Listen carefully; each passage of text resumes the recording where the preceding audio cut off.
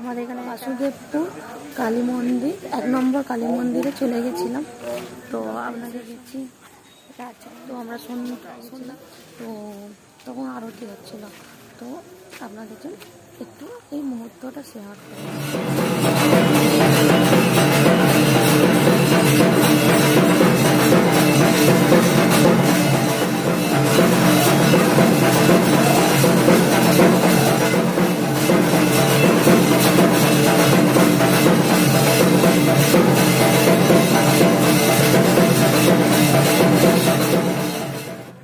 দক্ষিণা কালিকা মা, কিন্তু এই মায়ের এই রূপ মা তুমি খুব কম পা।